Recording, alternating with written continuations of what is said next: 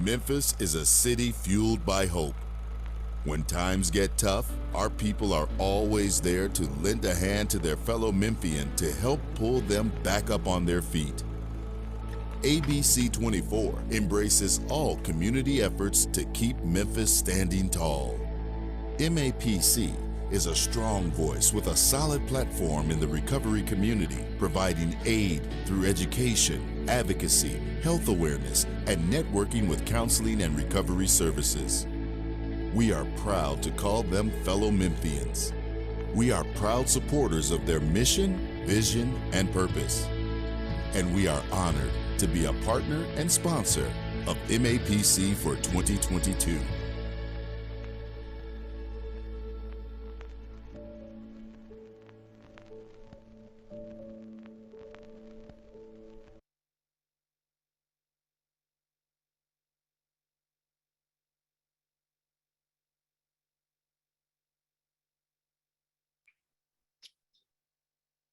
Hello, everyone. Welcome to the 2022 Alcohol, Tobacco, and Other Drugs Summit. My name is Jack Wyatt. I'm the Executive Director of the Memphis Area Prevention Coalition. The goal of the ATOD Summit is to educate upcoming and current healthcare professionals to address the many challenges concerning alcohol, tobacco, and other drugs such as stimulants and methamphetamine. We strive to bring students content they will likely not hear in a classroom and to give current healthcare professionals resources and tools they can use in their current professions. We are excited to bring you speakers this year from Boston, Nashville, and of course, experts from right here in Memphis, Tennessee. First, I would like to thank the Tennessee Department of Mental Health and Substance Abuse Services for their continued support in helping MAPC grow into the powerful organization it is today. Without their support, none of this would be possible. Our keynote speaker today is Mr. Anthony Jackson, who serves as the Director of Prevention for the state of Tennessee. He has always been a big advocate for Memphis, and we are honored to have him here with us today. Second, I'd like to take the time to thank a few people that without them, this summit would not be possible. Dr. Hershey and Dr. Brassfield from the University of Memphis, they've been with us since our second conference. They are at every conference committee meeting, and we just can't thank you enough for your continued support. Casey Herring and David Fletcher from Alliance Healthcare Services. Casey serves on our advisory board, and David is doing our behind the scenes tech stuff today. Thank you so much. We could not pull this off without you. And last but not least, Tracy Love from New Urban Media. He did our landing page and all of our social media stuff. Thank you very much, Tracy. These individuals, along with the amazing MAPC team, have met every week for many months to make this possible. Thank you all for your selfless contributions in helping put this important event together. Next, I'd like to thank all of our sponsors. The community really came together this year to make this conference possible. Very rarely do you find a conference that brings you 6 free continuing education hours. The organizations that sponsored this event sincerely care about prevention and recovery efforts here in Shelby County and wanted to make sure this conference was free for everyone to attend, especially college students. So special thanks to all of our sponsors. And last but certainly not least, thank you to all in attendance today. We hit our goal of 500 registrations this year, which demonstrates our community's commitment to learning more about how substance use affects Shelby County and what we can do to implement prevention and recovery efforts to make Memphis, Tennessee, and the world beyond a little bit better place. Just know that by participating in this conference, you are making a difference. Thank you for being here. Before we introduce our host, Olivia Johnson, I would like to introduce you to MAPC's very own Austin Carroll, who is the Director of SafePoint, which is MAPC's syringe service provider. He worked tirelessly behind the scenes on every aspect of this conference. He was the host of last year's ATOD Summit. He was also voted Best Musician in Memphis last year. And if we're lucky, hopefully we'll hear him sing a few songs today on our lunch break, fingers crossed. But at this time, Austin is going to tell you more about our amazing sponsors and also how you can help contribute to this important cause if you would like to do so. So ladies and gentlemen, the man, the myth, the legend, Mr. Austin Carroll. Thank you and God bless.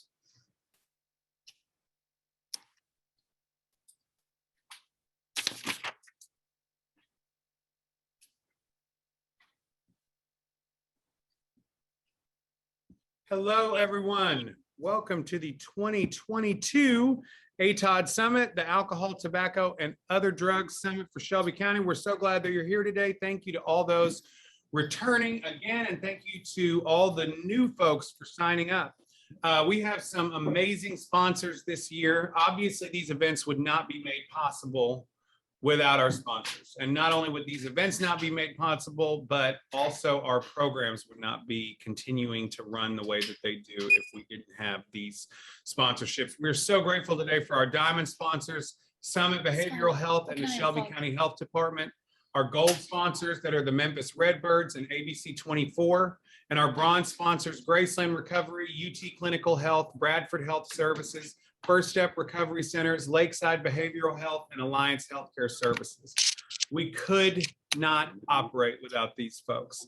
Not only are they sponsors for these events, but many of them are also vital community partners for us. I also have an exciting announcement to make, and that is that, fingers crossed, this will be our last and final virtual conference, we hope. Just when we get down to learning how to do a virtual conference, it all comes to an end. And starting for the next opioid summit in October of 2022, which we will have a link to the Eventbrite before this conference is done today so that you can sign up for that. But for the next opioid summit, we will meet in person at the Rose Theater at the University of Memphis. So exciting things happening. We hope that you have a great and informative day. We hope that you are educated and entertained and informed.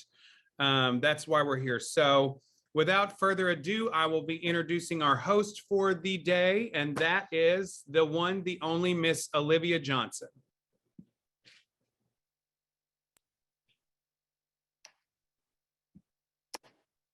Good morning and welcome all to the 2022 Annual Alcohol, Tobacco, and Other Drug Conference. My name is Olivia Johnson and I am the community organizer with the Memphis Area Prevention Coalition. This year's conference is brought to you by the Shelby County Health Department, the University of Memphis, Summit Behavioral Health Care, the Memphis Redbirds, ABC 24 News, Alliance Healthcare, Graceland Recovery, UT Clinical Health, Bradford Health Services, First Step Recovery Centers, and Lakeside Behavioral Health System. Thank you to each and every one of you. Funds raised from our summit go to support our syringe service program and other vital harm reduction activities. We will also have a short break after each speaker. For those earning CEUs, social work and counseling continuing education hours are available for each session. Also, for those attendees that require documentation of attendance, but not in need of specialist endorsed continuing education hours, a general certificate of attendance will be available for each session too. All certificates can be retrieved remotely after each session by following a link that will be sent out in the chat box. The link will take you to a session evaluation, and upon completion of the evaluation, you'll have the option to choose one of 3 certificates. We recommend you download the certificate immediately and keep it for your files. If you have questions about continuing education hours or certificates, we will be monitoring the chats during each session and responding to any questions you may have. This year's conference will be focusing on the harmful effects of alcohol, tobacco, and other drugs. With the opioid crisis in the spotlight, it's easy to forget other substances of abuse can be just as detrimental. According to the World Health Organization, 140 million people worldwide are physically dependent on alcohol, and according to the CDC, tobacco is still the leading cause of preventable disease and death in the United States. Cigarette smoking kills more than 480,000 Americans each year and costs more than $300 billion in medical care and loss of productivity. There has also been an alarming increase in deaths related to stimulant drugs such as methamphetamine and cocaine. Even recreational drug use is more dangerous than ever. Today, 6 presenters who are experts in their fields by education and experience will share with you the current data trends, what is being done, and what could and should be done. Our first speaker of the day is Anthony Jackson, who serves as the Director of Prevention in the Division of Substance Abuse Services. In this capacity, he oversees all prevention activities for DSAS, including the prevention portion of the Substance Abuse Prevention Treatment Block Grant and administration of prevention activities carried out through the state opioid response grants. Prevention activities include supporting tobacco, prescription drug, alcohol prevention activities of Tennessee Substance Abuse Prevention Coalitions and Tennessee Prevention Network providers. Opioid overdose training to key stakeholders through the community through the Regional Overdose Prevention Specialist, developing a training program for healthcare professionals on the assessment and treatment of OUD, including data waiver training, ensuring access to naloxone in all the state's high-risk areas to high-risk individuals, and working to mitigate the circumstances related to opioid overdose outbreaks. Please join me in welcoming Anthony Jackson. Hello, hello. Can people hear me? Olivia, could you just wave at me if you can hear me, or someone? I always worry if people can hear me. I guess I'll assume people can unless someone tells me something different. I've just shared my screen, so I'm ready to present. Olivia, thank you for that introduction. I appreciate that. Expert on my field, I don't know. I feel like a lot of you guys are the experts, our community partners are experts, and the reality is we rely upon them to have any success in our state when it comes to this work. So as mentioned before, I'm the director. So what we're going to do is exactly what Olivia laid out. We're going to talk about some data. We've done some student surveys in the state, which we think has some good information that you guys may not have seen before. And then talk about what the heck does the Office of Prevention do? Why do we do it? And who do we work on or work with? So first, substance use in Tennessee. You know, today's not the focus of opioids, so there may be some opioid stuff in here, but not as much as I usually would have. So let's look at the overdose piece. Olivia mentioned it. When we think about overdoses and we think about our state, we hear about fentanyl all the time. Fentanyl accounts for 2/3 of all overdose deaths. That's true. It was 2,000 out of 3,000 or so. Opioids are causing more in our communities in terms of that's true, but there is an increase in overdoses related stimulants, as you can see on this slide. You just look at this light blue line, look at the trend. In the past couple of years, it wasn't as increasing as much, and then it shot up from 19 to 2020. Now you may be saying to yourself, hey Tony, it's 2022, why do we only have 2020 data?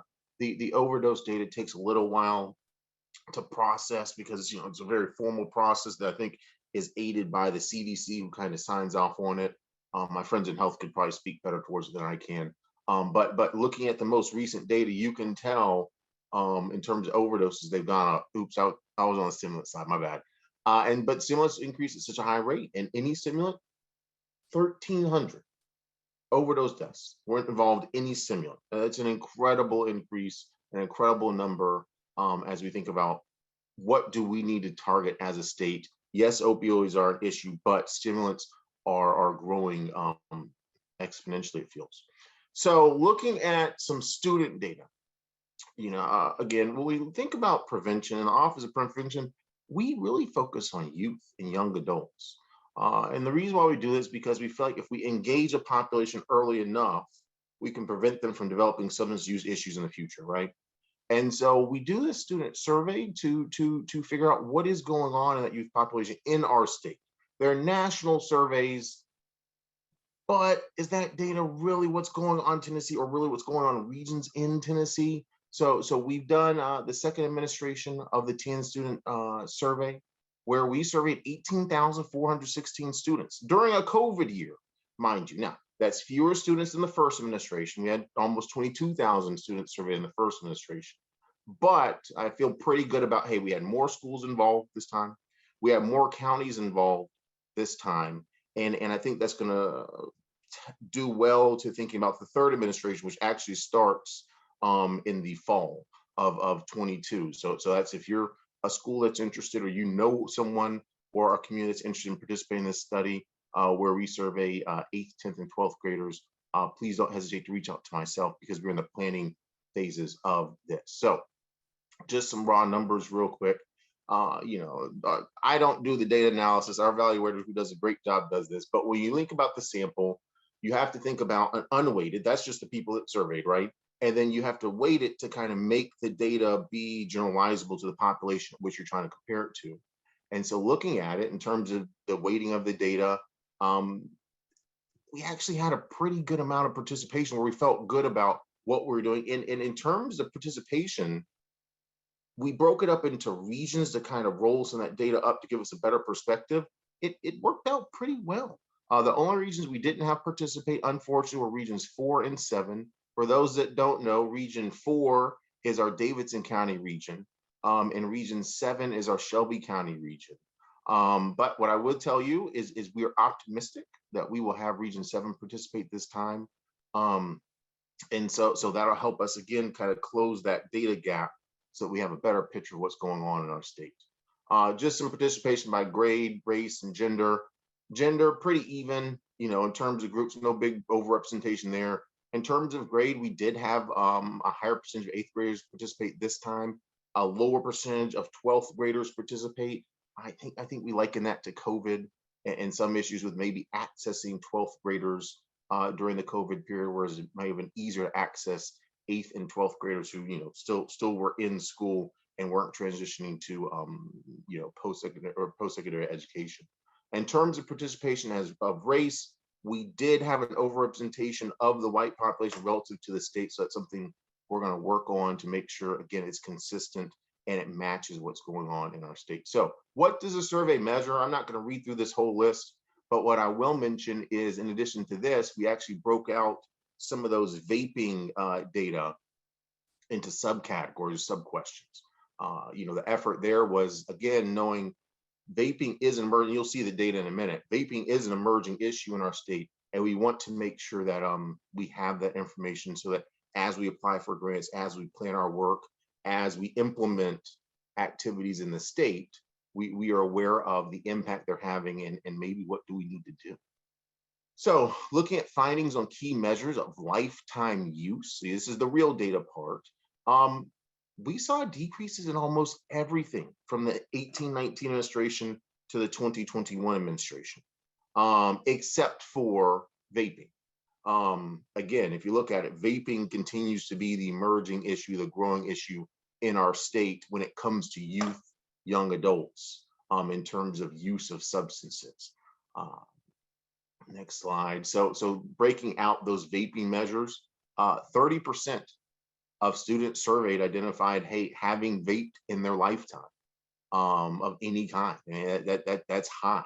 And then when you start looking at the different types of vaping, 27% for just nicotine, 12% for marijuana, and 17% for that flavoring piece. And so what I would tell you is within all of this, the biggest measure to know is it's that 30%, it's almost 31% of youth vaped at some point in their lifetime. So that's when we think about education, we think about engaging, or we think about policies that we may want to implement. The focus needs to be getting that number down, simply because vaping has a perception of being more okay than other things, whereas it may be just as bad, if not worse than usage of other substances. So final key measures, when we look at the past 30-day use, again, decreases in almost every category.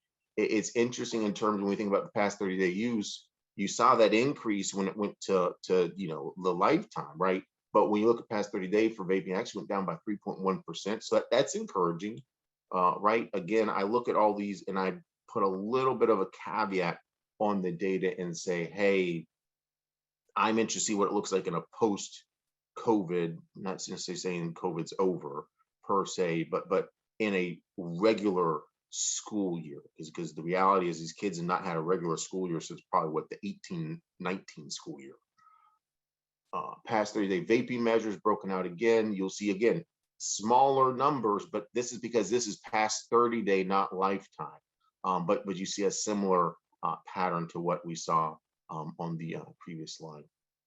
So here we go. Perceived access to substances. This is something, whereas we have National Take Back Day coming up on April 30th. Access is a big issue. If individuals, not just youth, individuals period, can't access substances, guess what? They will not misuse substances. And so when you think about it, this looks fairly difficult or very difficult to obtain. And what category is the highest? Marijuana. Well, it is illegal in certain aspects in our state. So that would make sense. That would be the highest. I likely wish it was more than just 30% of students felt like it was difficult to obtain it. But do you see what's the lowest on this? Vaping. Vaping is the lowest, and we got circled here where they feel like this is the easiest thing of everything on this list to access. And you may say to yourself, oh, wow, vaping is lower than even cigarettes. But don't the laws for cigarettes align with the laws for vaping, right? And so seeing that decrease, seeing that kind of that perception of ease of access, that's something in terms of education, that's in terms of outreach, in terms of even just engaging youth and helping them understand maybe that's not the way we should go, and here's why. So perceived risk of substances is the next slide, and I'll go ahead and skip to the one with the circle on it. Perceived risk of, so at the end of the day, what we want to do is help people understand the risks that they're taking. When we think about substance use, when we think about individuals potentially accessing, something as deadly as fentanyl, we want people to understand, hey, this will have deleterious effects on you. And this is why, because again, education is a big piece of what I think is important as we work to provide information to individuals so they can make informed choices, because we won't be with kids all the time, right? But when you look at perceived risk, I mean, I am encouraged that people feel, that individuals feel, that youth, students feel, there's a moderate or great risk for misusing prescription drugs. Okay, and so that's good to know. That actually speaks to some of the education that we've done at the local level, education done at the state level, and even it probably speaks to some policies and laws that our legislature has passed. But look at this moderate great risk. What's the lowest category here? Trying marijuana. Less than 50% of students feel like it's a risk to try marijuana. And so again, that's likely where, and I'll speak to it in a little bit, where as we think about the work we do, why do we do it, and what do we need to do? Other encouraging, so let's not end on a negative note, regular cigarette use, it's up there with prescription drugs in terms of perceived risk. That's good. I'd probably like it to be a little bit higher, but again, there is some good in here, and it's not that all these are just low because there's no perceived risk to use. So communication about dangers of substance misuse, this is just the 2021 data. Family communicating about dangers of RX drug misuse. It's interesting when you juxtapose this with perceived risk, because what this tells me is it's not necessarily coming from home to increase that perceived risk when it comes to prescription drugs. It's yes, it's the home, it's the family, but then also it's those outside things, that outside messaging. It might be a teacher at school, it might be your local substance use prevention coalition. And so that's while these data, I'd like families to engage, but when you juxtapose it with other pieces, this doesn't look as bad as it potentially could be. Now, looking at this chart here, about 50% of youth felt like they were communicated from their family about alcohol, tobacco, and other drug use. So when you compare these two, what it tells me is, hey, we're doing a better job on alcohol, tobacco, and other drug use. Maybe we need to help families also understand issues around, concerns around RX drug misuse. So exposure prevention messages, over half of students reported exposure prevention messaging in 2021. Given COVID and the shutdowns and some of the difficulty of even reaching youth, that we've, unprecedented, everybody's heard that 1,000 times at this point. Unprecedented access to youth in schools went down by an incredible amount. It's actually pretty good that we're able to reach at least 50%. Now, I am continue to be interested in what does this look like post COVID, or when things are more normal in schools, because that'll be a great comparison point. So think about using the data, because everything I just said, hey, this is all, all well and good. What the heck do we actually use it for? Help schools engage and have something tangible. Okay. And the reality is it helps folks that I work with, folks I fund to do work, to advocate for these services in their schools. Obviously, it helps with reporting. That's a bigger part of my job than I prefer sometimes. and it helps in writing grants, getting funding. Other things could just potentially play a role in terms of how do we think about messaging, not just schools, but families and parents. That aunt or that uncle or that grandma or grandpa or just that caregiver that helps that youth, young adult child. So, what are our next steps? We need to finalize the data. I will tell you what I showed you. It's not necessarily preliminary. It's the final data piece. But now we need to put together the data compendium, develop some of the one pagers. I think they're useful in terms of delivering messages, because who wants to read a 60-page report all the time? No one has time to always do that. But then also do some deeper analysis around the data and some comparisons of sorts. As I think about timeline, I think within the next month or so, end of May, I think is the goal date for us to have this posted on our website. Currently, the previous administration of this survey is on the website, which is available to anyone. It's really easy to find. If anyone has any issues, again, you can. My email and contact information will be on the last slide of my presentation today.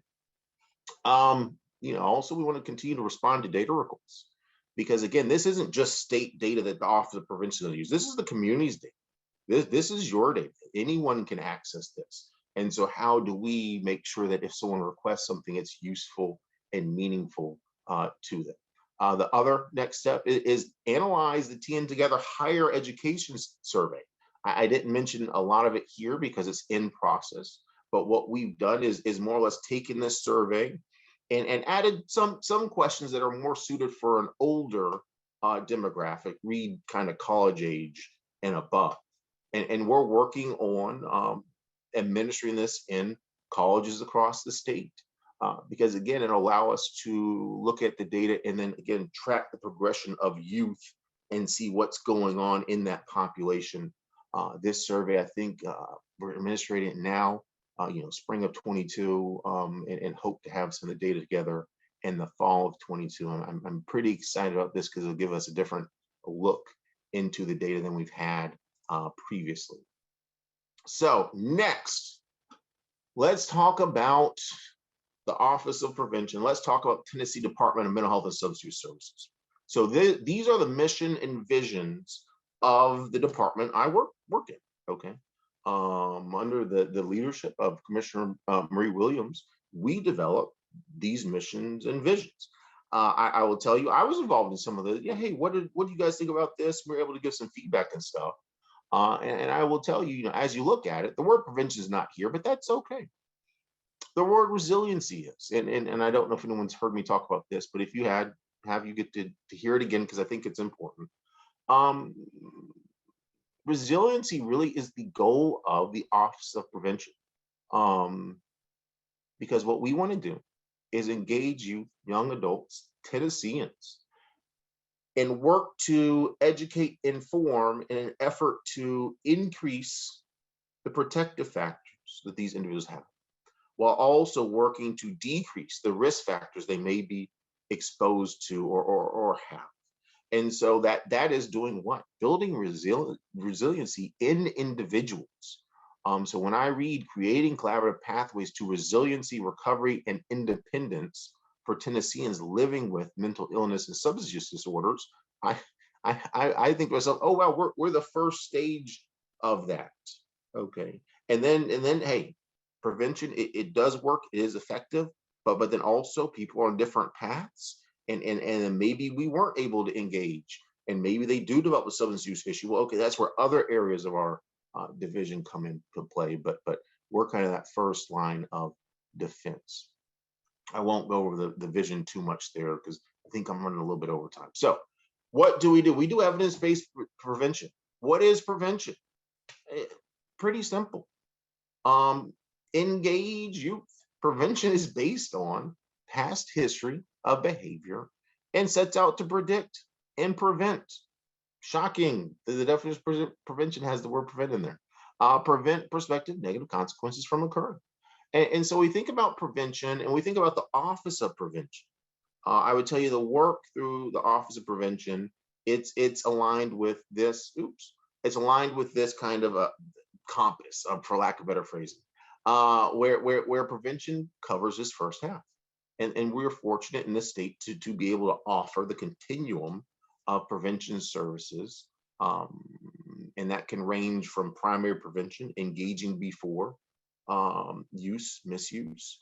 That secondary side where, hey, there's a little bit of use there, but we can engage a little bit. That tertiary side, that kind of the end of the spectrum where there is use present, but we can engage, educate, support. And then we get into that harm reduction realm, which is new to us. And I mentioned earlier that the proceeds from this event will be used to support the SSP in Shelby County. But when we think about harm reduction, that's a valuable tool because we want to engage and work with people who are here with us and support them on their pathway to recovery, because everybody is on a pathway to recovery. So what population should be focused prevention? I mentioned it before, and if you didn't hear it then, you'll hear it now. We focus on youth and young adults because research shows if we can engage before and stay engaged before or during youth as they age and get to the age of 24, it's just measures and measures more effective to prevent substance use issues in their lives. If we waited till 24 to engage, it'd be much more difficult. And the reality is at that point, we would help, and we would help as much as we possibly could. It wouldn't be as effective as when they're young, and in fact, just haven't been exposed to some of those things yet. And we have an opportunity to kind of set the baseline for perceived risk, for instance, perceived harm from substance use. Because fact of the matter is at a certain age, that's when youth are making decisions. And so I'll back up and go back to that survey. One of the key data points in that survey is age of initiation. So we know, like by way of, hey, what age in this region of the state did youth start using substances? And we use that age initiation to say, hey, you know what? We need to make sure we engage before this age. Research shows, obviously, we should. Well, this proves out, hey, well, research may show it's like this age, like let's say 13. Oh, wow, in this county, it's really 11.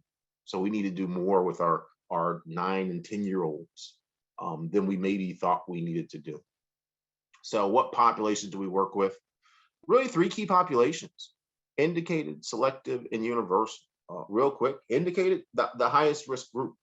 They're likely engaged in using substances at some level, but may not have a diagnosis, a substance use disorder diagnosis. That selective group, they're at risk. So different, high risk versus at risk. They're at risk. So hey, this is a group where we need to engage to prevent them from developing into that indicated category. And then universal, it's engaging everyone, not necessarily worried about where they are on that scale, but realizing that, hey, we just want to reach everyone we can with messaging and work to target, yeah, sure, some groups, but realize it's a little bit wider than this indicator selective focus. Harm reduction programs. So I mentioned that primary, secondary, tertiary piece, and then I mentioned the harm reduction piece. This is us getting away from abstinence only or no use only, and recognizing that there are individuals who are using substances. It's just a fact. So how do we help them? This is not just say, oh, it's okay to use substances, but it's like, oh, wait, if they're going to use, let's try to do something that's going to prevent them from creating more harm for themselves. Let's try to find a way to get them on their pathway to recovery, because everybody's at a different stage. So what are programs for individual populations? I mentioned that selective and indicated piece. Prevention programs for individuals are evidence-based programs targeting selective and indicated populations, right? In my office, this is what I would call kind of my butts and seats programming. It's that Tennessee Prevention Network, where we encourage or require the use of evidence-based programs that have a specific dosage and duration, which if followed with fidelity, we can expect a certain outcome that's research-based. So this includes our comprehensive ATOD program, our Nurses for Newborns program, and other session-based, evidence-based programming.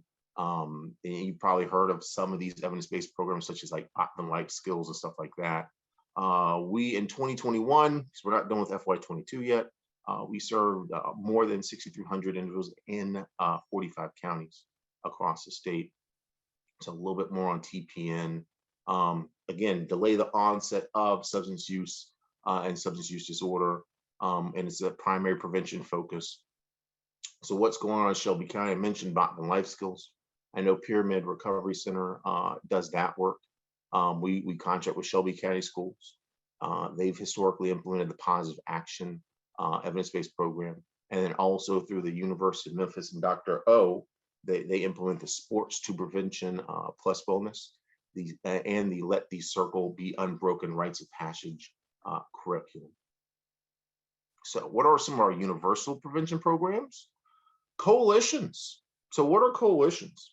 Coalitions are partnerships. It's people coming together that have a common thread, common goal, or just a reason to be there. And the reason might be is, hey, I live in this community. I want my community to do well. Okay. Then from there, we have these substance use prevention coalitions. They have focuses that can range. I'll speak to them in a later point, but include, prevention of substance use. And they follow the SPIF. The SPIF is this fancy fan here. This also is evidence-based. And so it's a planning process for preventing substance use and misuse. The 5 steps offer a comprehensive process for addressing substance misuse and related behavioral problems facing a respective community.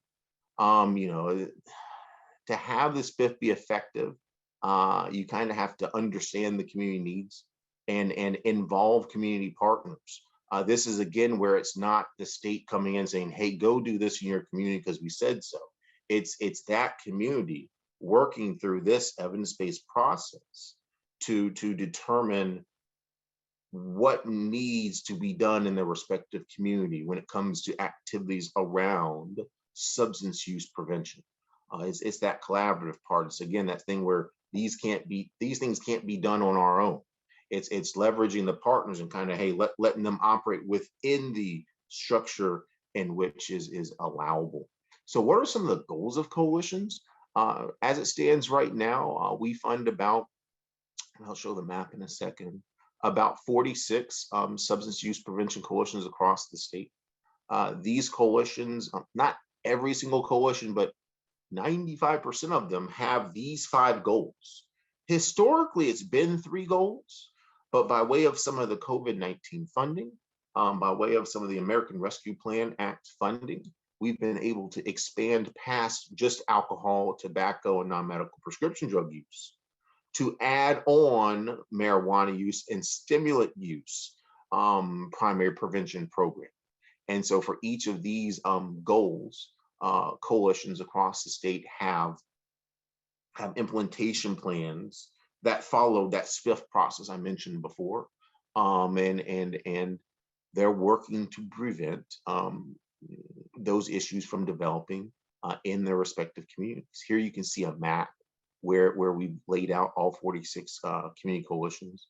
What I will say, I guess today, it happened yesterday. I don't think many people know about it yet, but we actually posted an announcement of funding to add some more coalitions to our system. I think we're shooting for adding a minimum of 3, and we'll see what applications we get. So if anyone's interested in that, it's on our website. I think I owe our providers an email about that later today, making sure they're aware as well. But we're excited to potentially be able to bring on 3 additional coalitions to do much of that work I mentioned before. Now, in terms of currently funded coalitions, we have a coalition in Shelby County. So what is being done as it relates to universal primary prevention in Shelby County? I'd say part of this event fits into that. If you're here, you likely know about the Memphis Area Prevention Coalition. They do great work. They're led by Jack Wyatt and team. Austin, it was good to see you, buddy. And so they do work. They work with the local health department. They've partnered with Mothers Against Drunk Driving. And then also something else they do is participate in Take Back Day, which is on April 30th. I'll talk about that a little bit later. But these are just some highlights of what they do.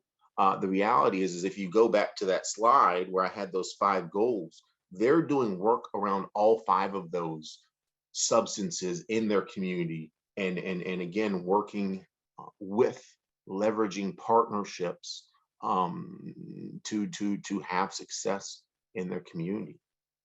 So let's talk about the third bucket of the day, TNSOR 2. What, this is just acronyms, just a bunch of letters. I know. The Tennessee State Opioid Response 2 grant. Through this grant, the Division of Substance Use Services received funding to do work around prevention, treatment, and recovery as it relates to stimulants and opioids. Again, I know today's not all about opioids, but I said stimulants and opioids. And so today I'll talk a little bit briefly about, and I promise I'm almost done, just rambling, talk a little bit about what we have going on with SOAR 2 as it relates to prevention. So what are our objectives with this funding when it comes to the prevention side? Awareness and overdose trainings. While it says opioid there, we're working to fold in stimulants and other substances as applies. Implement advertising media campaigns. That education piece, that perception of risk piece, that helping inform individuals of issues they may not be aware of. Develop resource guides. We did this in partnership with our friends at the Department of Health. And the effort here is that, hey, if someone is in active use, but wants to seek treatment, hey, how can we connect them to that? We also, in addition to educating individuals, we distribute naloxone to individuals at high risk.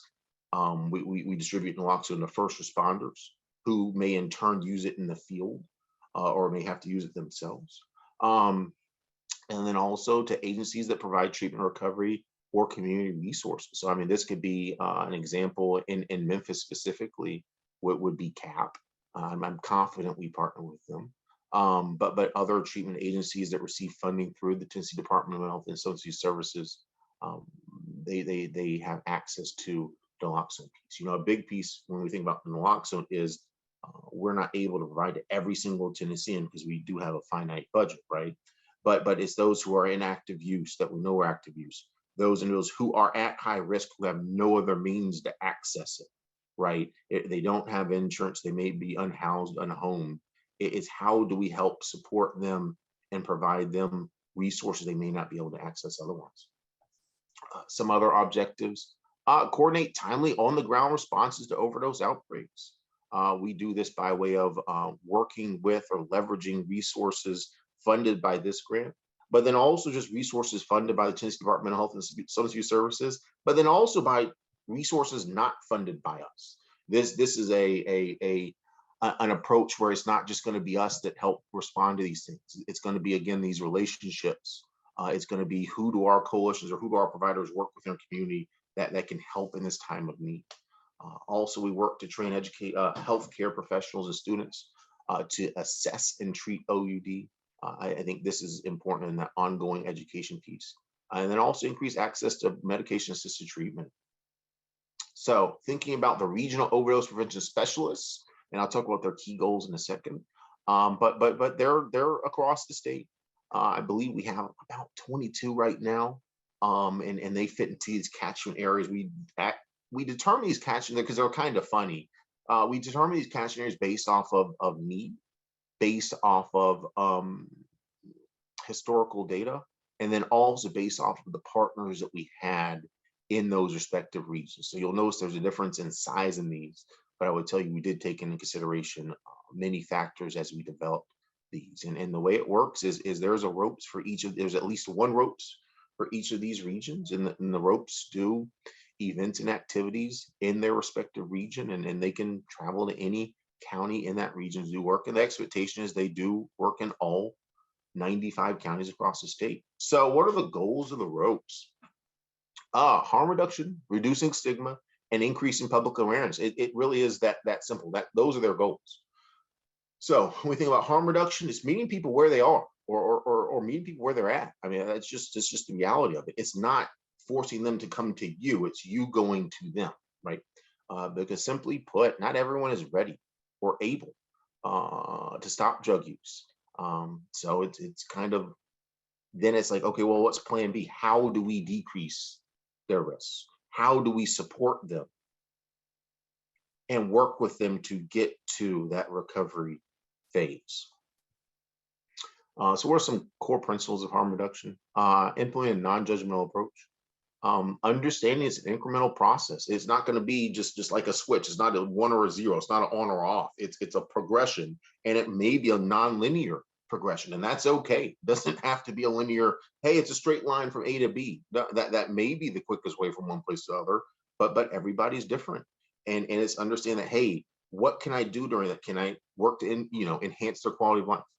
Can I help them, or can I even understand, hey, there are complex factors here that I need to understand, or truthfully, I may not completely understand, but recognize that there are complex factors here. And then we want to empower those who use drugs to be the primary agents in reducing their harms of their drug use, to be the primary way that, hey, they do seek out treatment, but because we'll provide resources to them. When we talk about the stigma side of things, how do we reduce stigma? It's not the easiest thing in the world. I think it's something we all need to work on every single day. I will tell you, I work on it every day in just my own life, and when it comes to work and outside of work, because it really is. It's kind of that. It's a 24-hour thing, and so one way we work to reduce stigma, doing away with labels, using person first language. Understanding drug follows on a continuum. Again, it's not just one thing or the other, it's a continuum.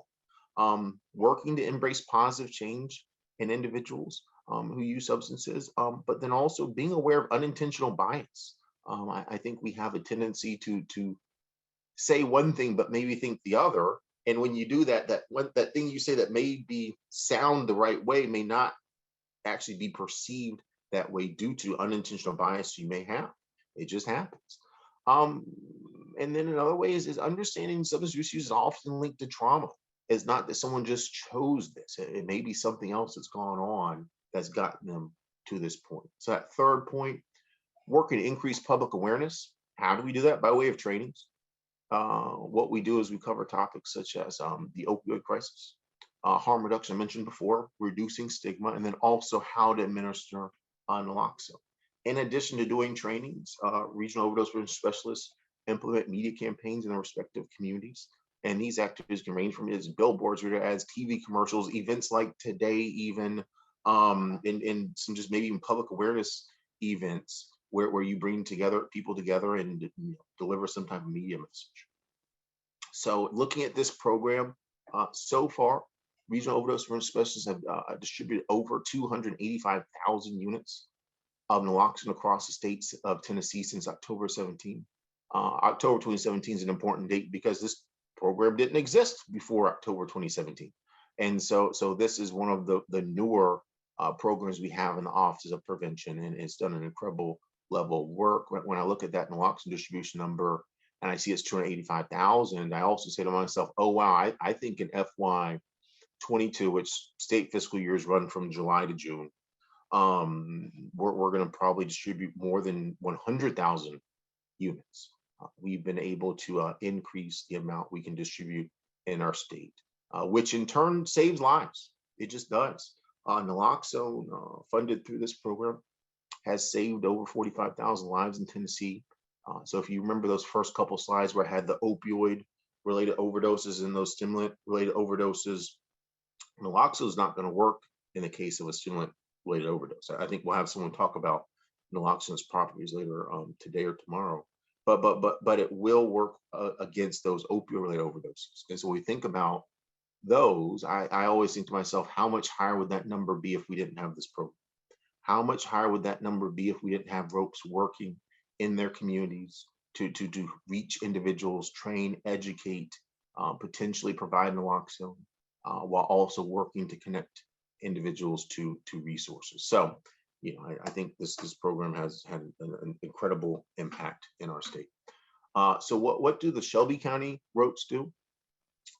They've done some stop events, street team for overdose prevention activities. I've seen the picture. I've never been to one yet, Jack. I need to make it to one day. But I've seen the pictures, and it's just an incredible event where you have a lot of people and just you're bringing people together and providing support. Also, ropes, not only, or the Shelby County ropes not only kind of work with an SSP kind of co-located of sorts with them, but also partner with a Better Way. other populations they work with, just all time. I mean, it's really anyone. Individuals experiencing homelessness. It could be faith-based groups. It could be colleges and universities. For instance, nurses and healthcare, nurses and social workers. It can be just a wide range. So that's it when we talk about the kind of the three big buckets of my work. Again, the individual piece, that universal coalition piece, and then this tertiary harm reduction side with the ropes. I've only got 2 slides left. The last 2 slides, I'm going to put this up here just to kind of do a media campaign of sorts on my end, where we talk about Drug Take Back Day. It's coming up next Saturday. And if anyone's interested, I would tell you, as you looked at some of that data and we looked at kind of perceived access to prescription drugs, this is an important day because it allows Tennesseans, individuals across the nation, to dispose of their prescription drugs. I know there are sites across the state. I think every single coalition that we contract with is doing at least one event, if not multiple events on this day. If you're interested in this, you can follow the link below, tntogether.com/takebackday, and we'll work to kind of keep that website up to date with all the locations where these events will be occurring. But mind you, it doesn't have to be just Take Back Day. When people dispose of unused or unwanted prescription drugs, there are permanent collection boxes across the state. I think we have more than 350. Mind you, it feels like 7 years ago we had 30, so that's an incredible increase. And these locations can also be found at this link, and you can dispose of drugs today or tomorrow if you want to. You don't have to necessarily wait for Take Back Day on April 30th. And so with that, a slide with my contact information. I'll readily admit I do better by email than anything else. And so if anyone has any questions, issues, concerns with anything I covered today, wants me to explain something further or provide more information or connect you to resources, please don't hesitate to reach out, and someone from my team or myself will work with you as best we can. You'll note there the website, tn.gov/behavioral health. Many of the programs I mentioned today, not many, all of them, all the programs I mentioned today can be found at that link for also additional information. And with that, I think I'm done. This is all my slides, you guys. And so I think that's my piece. I really appreciate the opportunity to present today.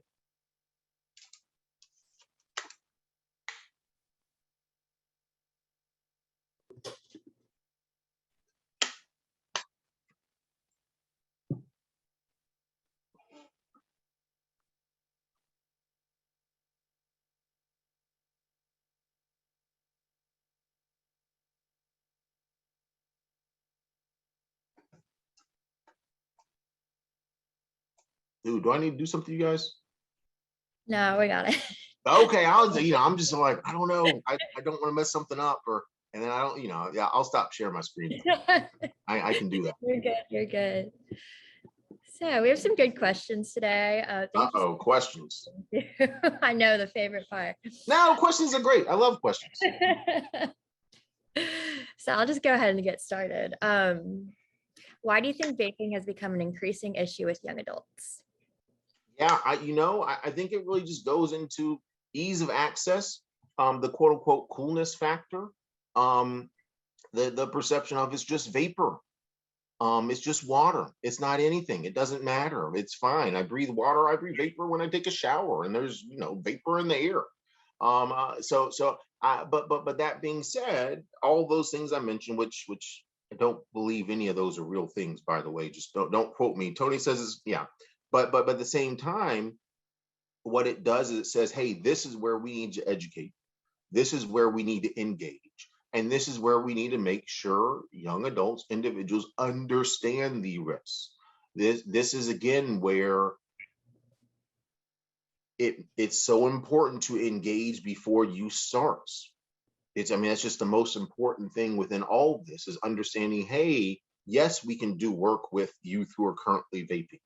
Yet we can, and I try to balance with the punitive measures because those aren't as effective as people think they are. but how do we engage youth before they develop these patterns so they can better understand and be better educated? I think that's how I want to answer that one, Scarlett. I always worry if my answers are fake answers and people get upset that I'm not really answering their question. No, they're good. They're good. Don't worry, Anthony. So the next one is, overall, why do you think nicotine use has decreased over the past year? Yeah, I hate to be this way. I'd say it might be the opposites of what I just said. It's smoking cigarettes aren't as cool as vaping. And so I think some of it is some of these education pieces as we engage youth and help them understand some risks are working. I firmly believe that some of these decreases are because of the work that we're doing, that providers are doing, that you all are doing in your respective communities. It's just, again, we have to keep engaged, keep on pushing and not say, oh, we're good, we did a good job, it's down 1 year. No, the reality is if it's down, you almost probably need to do more to either continue that decrease or just have even a material kind of balancing out of it of sorts. And so that's again where I think education has worked. I think engagement has worked. But then also the other side of it is maybe a transition to a different delivery method. Yeah. Maybe a part of that. Yeah, absolutely. Just a reminder to everybody watching, please put your questions in the Q&A just so it's easier for us to see them. There's a little section at the bottom that says Q&A. But our next question is, what has been the most effective way to reduce numbers in youth using vaping devices? Yeah. And so Scar, you're the only person I can see, so I'll act like I'm talking to you. But Scar, I think the issue is when we engage youth, this will sound like a similar answer to every question, but it's again engaging early on in life. It's is it being a model figure as an adult or a parent? Is it making sure that again we're educating and providing information, but then also continuing to do that, not think, oh, I've done it once and that's fine. I did it. I said, don't do this. And this is why you shouldn't do this. And I'm good. I think it's that continuing to engage, continuing to educate, and again, continuing to understand the perception of risk, especially as more and more vaping products become more available. Now, that being said, I read an article yesterday where one of the loopholes was closed by the CDC and FDA around accessing or providing vaping, well, not providing vaping, but around vaping in the US. So I mean, that will be helpful. But again, it's that education piece, it's working to increase that perception of risk. And again, I don't think it's punitive measures, because sometimes that will have an opposite effect.